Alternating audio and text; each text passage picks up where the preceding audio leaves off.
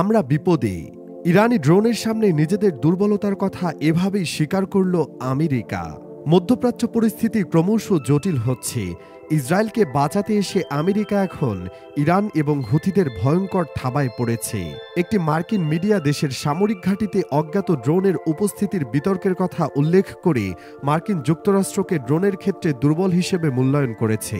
আমেরিকার television channel সিএনএনের ওয়েবসাইটের একটি বিশ্লেষণ বলছে, অজ্ঞাত পরিচয়ে ড্রোনগুলো এখনও আমেরিকান সামরিক ঘাঁটির উপর দিয়ে উঠছে এবং সামরিক বাহিনী জানে না কিভাবে এগুলোকে বন্ধ করা যায়। পার্স টুডের খবরে সিএনএন ওয়েবসাইটে এ প্রসঙ্গে লিখেছে, সামরিক ঘাঁটিও পর্যন্ত পরিস্থিতি আমেরিকার জাতীয় নিরাপত্তা ব্যবস্থাকে বিপন্ন করতে পারে। তাই এমন হুমকি মোকাবেলায় একটি সুস্পষ্ট নীতির অভাব উদ্বেগকে আরও বাড়িয়ে তুলছে।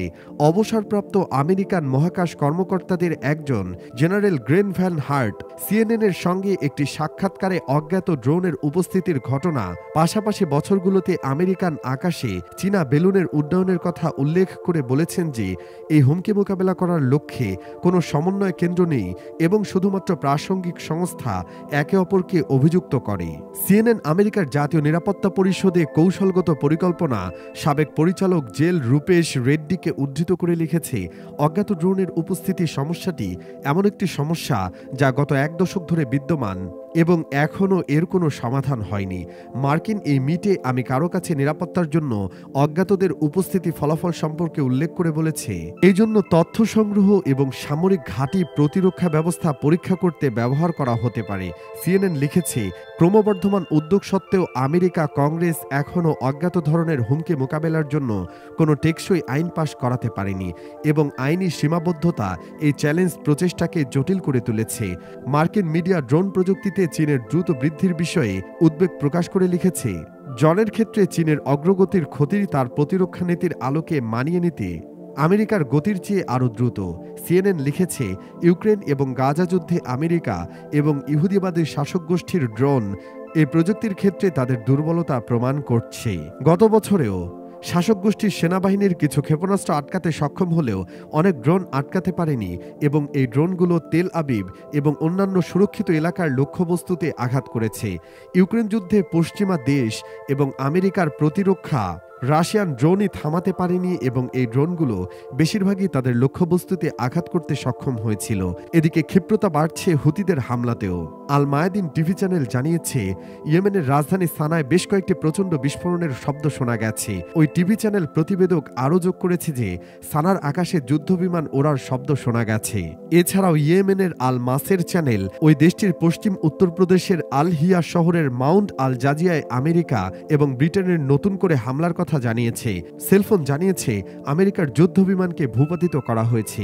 ইউএস কন্ট্রোল কমান্ড সেন্টকম এর বিবৃতি ঘোষণা করেছে, লোহিত সাগরের উপর ভর করে আমেরিকার একটি যুদ্ধবিমান ভূপাতিত করা হয়েছে।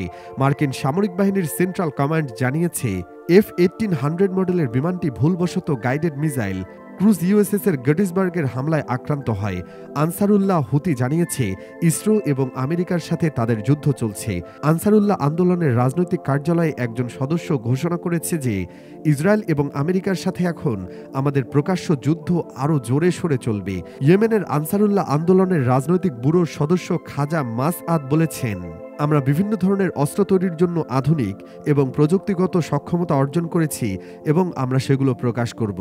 আনসারুল্লাহ আন্দোলনের রাজনৈতিক ব্যুরোর এই সদস্য আরও বলেছেন, সানা ক্ষেপণাস্ত্র ও ড্রোন হামলা অব্যাহত রাখবে এবং হামলা চালাচ্ছে তা আমেরিকা এবং ইসরায়েলের সরকারের উপর নেতিবাচক প্রভাব ফেলবে।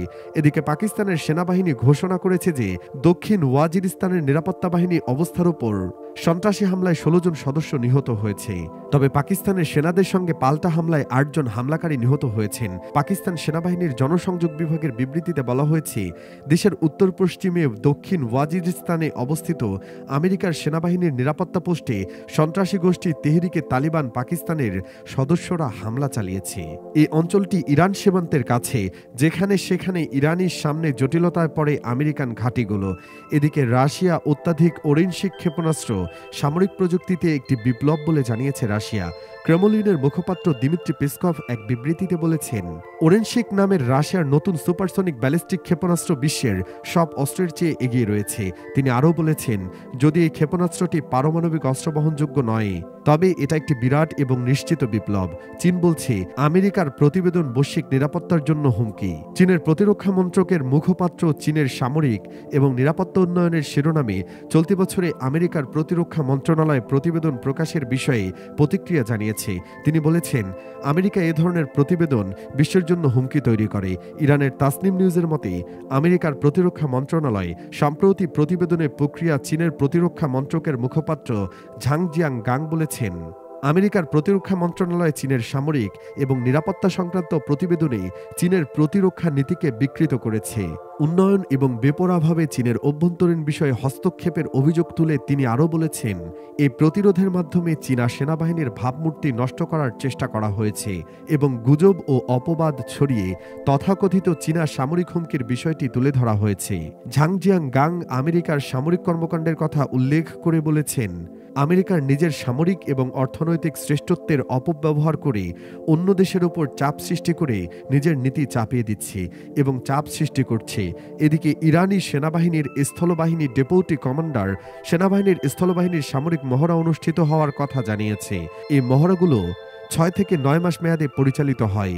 মেহের বার্তা সংস্থা জানিয়েছে, আমির নেমাতি প্রচলিত যুদ্ধের ক্ষেত্রে এই বাহিনীর কর্মকাণ্ড সম্পর্কে একটি সাক্ষাৎকারে বলেছেন, সেনাবাহিনীর স্থলবাহিনী বর্তমানে প্রচলিত যুদ্ধে বিশিষ্ট ব্যক্তিদের অভিজ্ঞতা ব্যবহার করছে।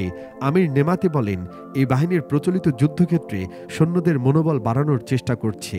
প্রিয় দর্শক, চারদিকে আমেরিকার শত্রুদের এভাবে অস্ত্রের উন্নয়ন আমেরিকাকে কতটা বেকায়দায় ফেলবে বলে আপনি মনে করেন? আপনার মতামত কমেন্ট করে জানান। মধ্যপ্রাচ্যের পরিস্থিতি নিয়ে আরও জানতে আমাদের চ্যানেলটির ভিডিও ট্যাপ করে ঘুরে আসুন। এই ভিডিওটি ভালো লাগলে লাইক বাটনে ক্লিক করুন। ভিডিওটি আপনার বন্ধুদের সাথে শেয়ার করে তাদেরকেও ভিডিওটি দেখার সুযোগ করে দিন।